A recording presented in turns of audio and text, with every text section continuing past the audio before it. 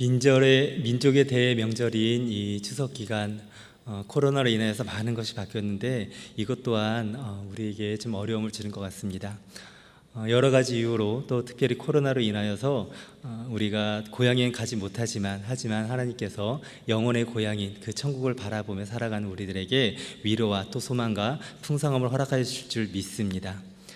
예전에 홈쇼핑을 보면 부부관계가 보인다라는 프로그램을 제가 본 적이 있습니다. 지나가면서 봤는데 거기에 이야기 중에 하나가 명절 전후로, 특별히 명절 이후로 여성들의 상품이 비싼 상품이 몇 배로 팔린다라는 것입니다. 반대로 남자들 물건은 평소보다 싸게 내놔도 팔리지 않는다라는 것입니다. 왜 그런가? 그러면은 명절 때문에 받은 스트레스를 여성들이 이제 홈쇼핑으로 이렇게 스트레스를 푼다라고 이야기하는 그런 뉴스를 봤었는데 실제로 명절 이후로 이혼율이 증가한다는 통계가 나오기도 하였죠. 명절이 우리에게 참 큰 기쁨을 주는 그런 것이지만 어떤 이들에게는 스트레스가 되고 힘이 들기도 합니다. 특별히 가정에서 제사를 크게 드리는 그런 곳들은 굉장히 그 문제로 인해서 여러 가지 갈등들도 있고 어려움들도 있죠. 그래도 우리 기독교를 믿는 집안으로 시집 오신 분들은 나을 것입니다. 제사에 대한 걱정이 없기 때문이죠.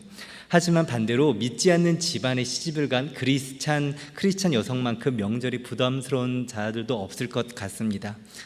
제사 때문 아니겠습니까? 기뻐야 될 명절이 도리어 종교적 갈등 문제로 이렇게 다툼이 생기는 것은 바람직하지는 않지만 그렇다고 평화를 위하여서 또 그 제사상에서 절을 할 수는 없는 일 아닙니까? 저는 감사하게도 이런 싸움은 없었습니다. 우리 아버지께서 이미 그 싸움을 다 하셔가지고 제가 6대 장손임에도 불구하고 제사를 본 적도 없고 구경을 해본 적도 없습니다. 그런데 제가 군에 갔을 때 처음으로 그런 비슷한 어려움을 겪은 적이 있습니다. 제가 이제 7월에 초대장으로 처음 부임을 하게 되고 대략 한 한두 달이 지나고 나서 이제 부대에 적응을 하고 있을 때에 이제 추석이 다가왔습니다. 중대장이 추석에 고향도 가지 못하는 그 중대원들을 위로하고자 큰 잔치를 벌인 것이죠. 고기를 삶아서 수육을 만들어 놓고 병사들을 위해서 지금 술도 좀 준비해 놓고 다 제사상을 차려놓은 곳입니다. 그리고서는 이제 저는 이렇게 구경을 하고 있어요. 처음 갔으니까 뭐가 뭔지 모르니까 보고 있었는데 그때 중대장이 저를 보더니 이소대장, 자네가 중대를 대표해서 절을 하게나 그러는 겁니다. 그 순간 갑자기 뒤통수를 맞은 것처럼 내가 어떻게 해야 되는가라는 고민에 빠졌습니다. 제가 어떻게 해야 됐겠습니까? 당연히 절을 하면 안 되죠. 제가 절을 하지 못한다고 말을 해야 되는데 이제 막 가서 적응을 하고 있고 또 군에서 상관의 일종의 명령인데 거기서 내가 많은 중대원들 앞에서 중대장의 말을 거역하면서 저는 종교 문제를 못합니다 라고 이야기를 해야 되는 그 상황에 놓인 것입니다. 제가 머뭇머뭇하고 있었죠. 중대원들을 80명은 빨리 나를 바라보면서 빨리 절을 하고 끝내고 그 앞에 놓인 고기랑 술 이런 걸 먹고 싶었을 텐데 그러지 못하고 있는 것입니다. 제가 거기서 고민하고 잠깐 멈춰 있을 때에 제 옆에 있던 1소대장, 저보다 선임 소대장이었던 분이 약간 교회를 좀 날아다니면서 날라리처럼 다니던 분이었었습니다. 주일날 교회를 자신은 안 가면서 내가 가면은 나 위해서 기도나 해달라고 하던 그런 분이었는데 갑자기 그분이 저를 딱 보더니 비켜 내가 할게 하고 본인이 거기서 절을 한 것이에요. 저는 거기서 어떻게 할지 모르고 당황해 있었는데 일종의 좀 구원을 받은 것이죠. 그런데 사실 그때 참 안도감이 들면서 동시에 드는 마음이 그분에 대한 미안함도 있었습니다. 왜냐하면 그 1소대장 또한 부천의 모 교회 권사님의 아들이었거든요. 교회를 다니지만 믿음은 없는 약간 이렇게 좀 띄엄띄엄대는 그런 사람이었는데 저 때문에 그분이 그 제사상에서 절을 하게 된 것입니다. 그 이후에도 저는 지금까지 그 상황에서 어떻게 하는 게 가장 좋았을 것인가. 물론 지금같이 좀 좋은 시대에는 중대장한테 당연히 얘기를 해야겠죠. 근데 그 당시에는 참 이렇게 마음의 어려움이 있었는데 내 신앙을 지키기 위해서 그 신앙이 얕은 그로 하여금 절을 하게 하는 것이 옳은 것인가 라는 것에 대한 의문은 있습니다. 여러분은 어떤 상황, 비슷한 상황에 놓여진 적이 있습니까? 특별히 죄악 속을 살아가는 우리 크리스찬들은 이런 경우들이 꽤 있을 것 같습니다. 오늘 본문에도 이런 갈등 속에 처해 있는 한 남자가 등장합니다. 바로 나아만 장군이죠. 아람이라는 강대국의 군대 장관인데 성경은 그를 큰 용사이지만 나병 환자더라 라고 표현합니다. 겉에는 화려한 갑옷을 입고 부러울 것 없는 자랑스러운 모습이지만 그 갑옷 속에는 썩어져가는 피부병이 있는 그런 모습이었다는 것이죠. 엘리사의 수많은 이적 가운데 가장 길고 또 가장 중요하게 기억에 남는 것이 바로 이 나만 장군의 치유 이야기합니다.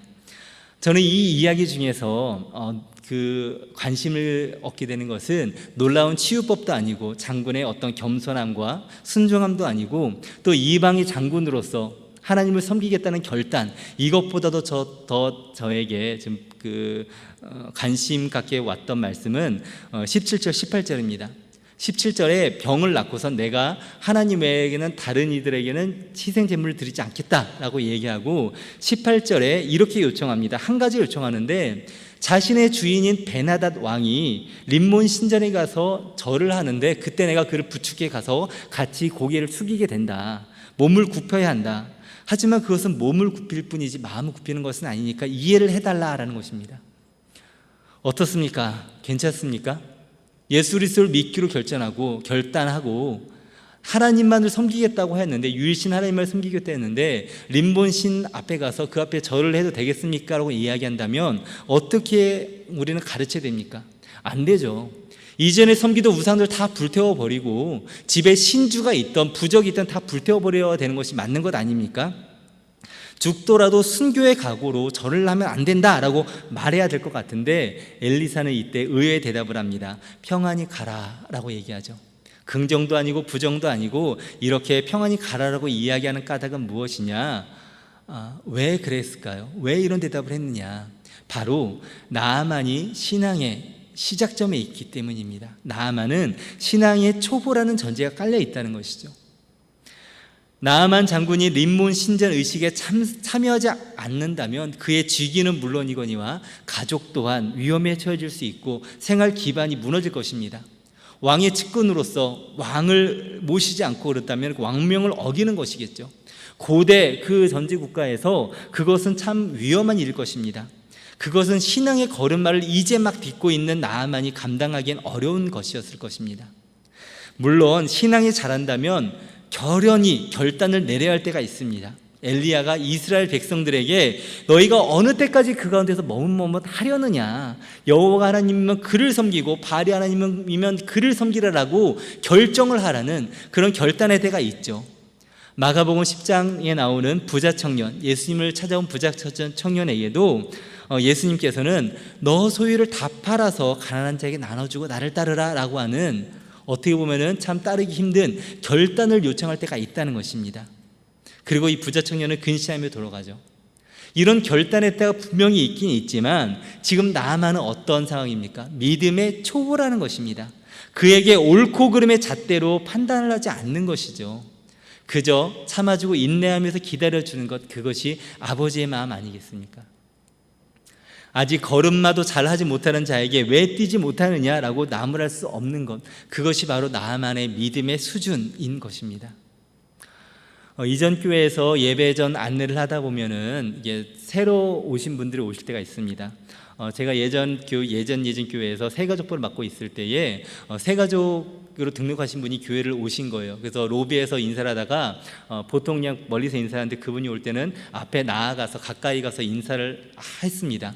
그런데 제가 그분에게 다가가는데 그분이 갑자기 흠칫 놀라면서 뒤로 물러서는 거예요. 이분이 왜 그러신가 했더니 다가가는 순간 어떤 냄새가 확 풍겨옵니다. 예배당에 들어오기 전에 담배를 피고 들어오신 거예요. 근데 그 모습을 보면서 참 안쓰럽더라고요. 예배를 드리면 1시간 동안은 담배를 못 필 텐데, 그리고 예배당 근처에다 담배를 폈겠습니까? 어디 뒤에 숨어서 담배를 피고 참다 못해서 피고 이제 예배당에 들어왔을 터인데, 그리고 또 목사를 봤을 때 어떤 죄진 그런 느낌 같아서 나를 흠칫 피하는 그런 모습이 참 안타깝더라고요. 참 짠하더라고요. 성경을 기준으로 보면 이것이 옳고 이것이 그르다라고 볼 수 있는 것들이 있지만 각 사람의 신앙의 수준에 있어서 우리가 용납할 때도 있고 또 받아들일 때도 있다는 것입니다. 우리는 어떤 명확한 기준으로 이러면 된다, 이러면 안 된다라는 그런 기준과 잣대로 남을 비난하고 정죄하지만 엘리사는 그러지 않고 다만 이 한마디를 하죠. 평안히 가라, 평안히 가라. 평안히 가라고 이야기를 하는 까닭은 나아만 속에 평안이 있다는 겁니까? 없다는 겁니까? 평안이 없는 것입니다.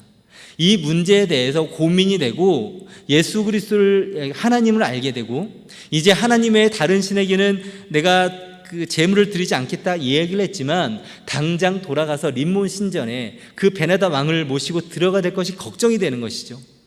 그 문제가 나에게 찔림이 되고 부담이 되고 죄책감이 되기 때문에 엘리사에게 이렇게 얘기하는 것입니다. 그때 엘리사는 평안히 가라라고 평안을 빌어주는 것입니다. 사도행전 15장에 이방인들이 예수를 믿기 시작하면서 이젠 여러 가지 율법적인 문제가 일어나죠. 그리고 그에 대해서 여러 가지 이제 사도들이 토론을 하다가 그 결론을 이뤘습니다. 성령과 우리는 이 요긴한 것들 외에는 아무 짐도 너희에게 지우지 아니하는 것이 가한 줄 알았노니 짐을 지우지 않겠다고 얘기하는 것이죠. 하나님은 중심을 보시는 분입니다. 중심을. 아직 결단을 내릴 정도의 약한 믿음을 갖고 있는 나아만이지만 하나님은 나아만의 마음을 지켜보신다는 것이죠. 17절에 그는 두 마리 나귀에 싣고 갈 만큼의 흙을 요청합니다. 흙을 달라고 합니다. 이상하죠. 흙을 가져다 뭐에다 쓰려고 하는 것이겠습니까? 가끔 이스라엘 성지 순례를 갔다가 요단강에서 물을 떠오시는 분들이 있습니다. 그래서 그 물로 이제 목사님 중에는 그 물로 세례를 줄 때 그 물을 쓰시는 분이 계십니다. 어떻습니까? 여러분 좋지 않습니까? 그런데 생각해 보면 2000여 년 전에 예수님께서 그 요단강에서 세례를 받으실 때에 그 물이 지금도 요단강에 있을까요? 흘러 바다로 내려가 또 수증기가 되어 하늘로 올라갔다 비로 내렸을 터이고 또 그 중에 일부는 수돗물이 돼서 또 우리가 먹었을 수 있는 것입니다. 그런데 그 요단강 물을 가져다가 지금 쓴다면 그것이 어떤 신비적인 어떤 효력이 있는 것도 아니죠. 하지만 그럼에도 불구하고 여러분 세례를 받을 때 여기 요단강 물이 있고 여기에 수돗물이 있다면 어느 물로 세례를 받고 싶습니까? 저 같아도 요단강 물이 더 좋을 것 같아요. 이해는 된다는 것이죠. 이해는 된다는 것입니다.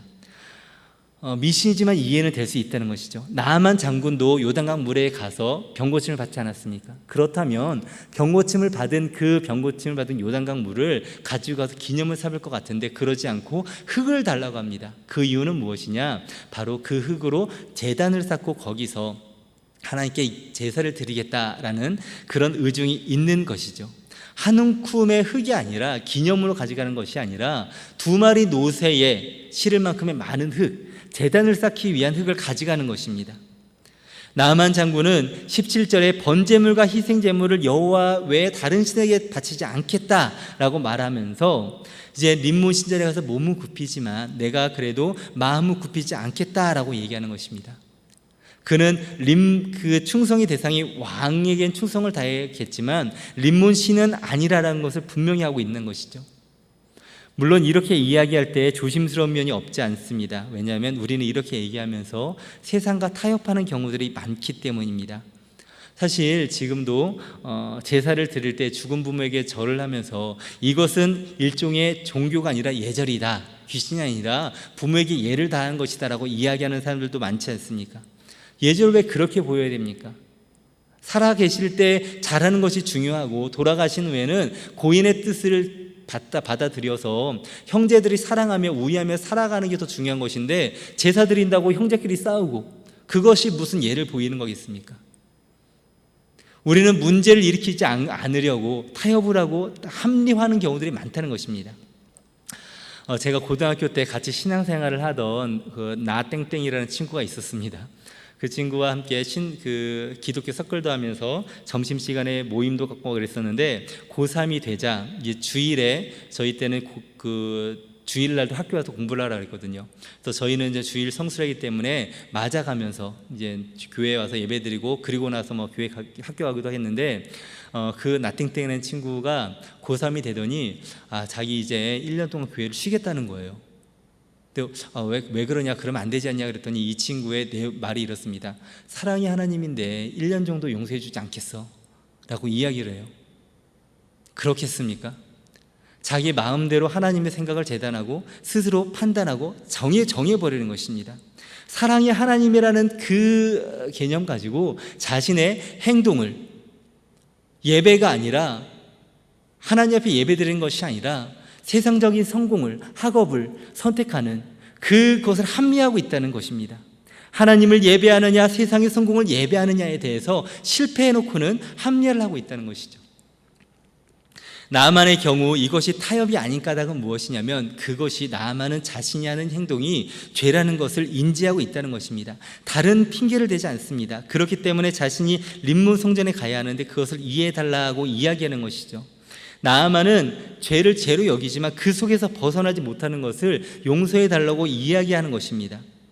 우리는 이 세상 살아갈 때 그 누구도 죄를 짓지 않고는 살 수 없습니다. 문제는 그것이 큰 죄냐 사소한 죄를 짓냐 이 문제가 아니죠. 문제는 무엇이냐면 죄를 지으며 살아가다가 그 죄에 대해서 무감각해지는 것입니다. 죄를 죄로 깨닫지 못하는 것입니다.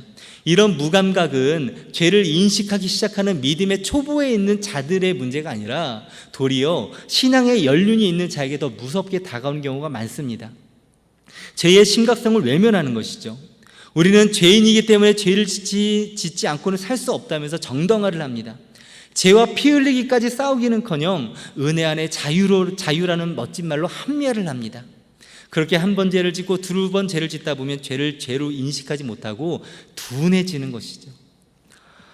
제가 직접 실험해 본 건 아니지만 그 개구리를 차가운 물에 넣어두면 아주 차가운 물에 넣어두고 천천히 가열하게 되면 이 개구리가 뜨뜻하니까 가만히 있으면서 자기 몸을 그 온도에 맞춘다고 합니다. 그러다 그 물이 점점 뜨거워지니까 어느 순간 그 개구리는 그 물 속에서 미지근한 물 속에 있다가 점점 뜨거워진 상태로 삶아져 죽어버린대요. 뜨뜻하니까 가만히 있으면서 자기 온도에 그 온도를 맞추는 것입니다. 인간은 정온동물이라서 36.5도에 있어서 2도만 높아져도 굉장히 힘들어하고 고통스러워하고 하지 않습니까? 그런데 개구리는 변온동물이라 자기 몸을 그 온도에 맞춰서 점점 변하는 것이죠. 그러다가 아주 높은 온도까지 올라가면 자기가 죽는 온도인지도 모르고 있다가 죽는다는 것이에요. 사탄이 우리 믿는 자들을 죽이는 방법도 이와 같지 않은가 생각됩니다. 선악과를 먹게 하기 위해서 먼저 보게 하고 또 만지게 하고 그리고 따 먹게 하는 것이죠. 이것까지는 괜찮아 그러다가 빠져나올 수 없는 구렁텅이까지 인도해 가는 것입니다. 죄를 죄로 인식하지 못하는 것, 그것을 영적인 문둥병이라고 합니다. 문둥병이 무서운 까닭이 무엇입니까? 아픔을 느끼기 못하게 하는 것이죠. 뜨거운데 손을 넣으면 뜨거우니까 빼야 되는데 그러지 않으니까 화상을 입는 것입니다. 상처가 나도 아픈지를 모르니까 계속 거기 놓다가 손가락이 떨어져 나가도 느끼지 못하는 병이라는 것이죠. 그렇다면 영적인 문둥병이 무엇이겠습니까? 죄가 나를 갉아먹고 있는데 죄를 죄로 인식하지 못하고 나를 썩어져 가는데 내어두고 있는데 거기서 벗어나지 못하는 것이 영적인 문둥병이라는 것이죠. 하지만 나아만 장부는 죄를 죄로 여기기 시작합니다.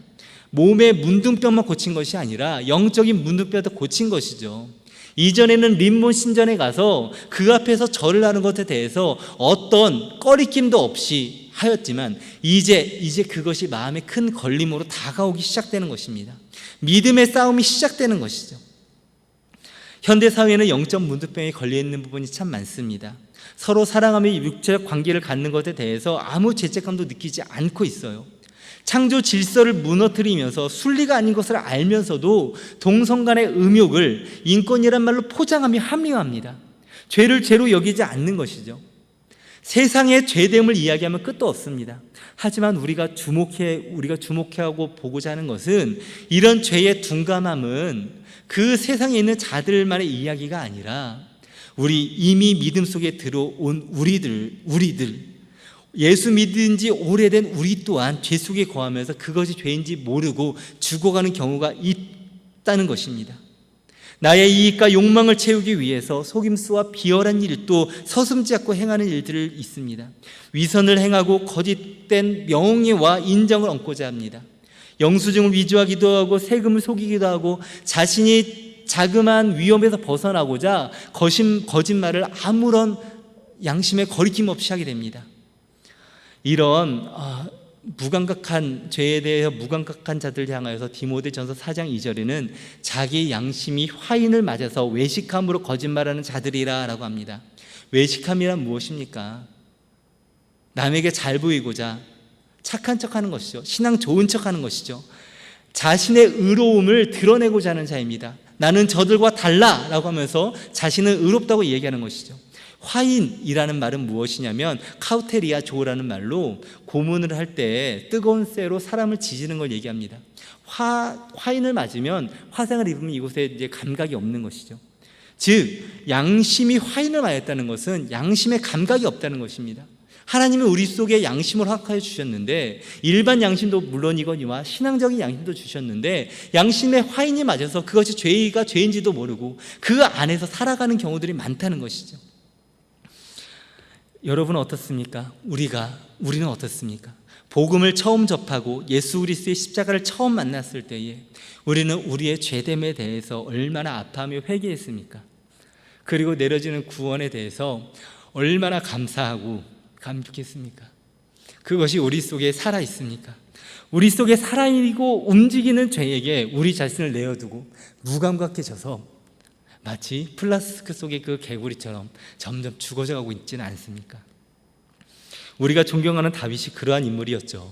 처음에는 나태함으로 낮에 궁궐을 거닐다가, 나태가 별로 죄가 아닌 것 같지만 그렇게 지내다가 밧세바를 보고 음욕을 품고 간음을 하고 이걸 숨기고자 거짓말을 하다가 결국 살인죄를 저지릅니다. 그때까지도 회개하지 않습니다.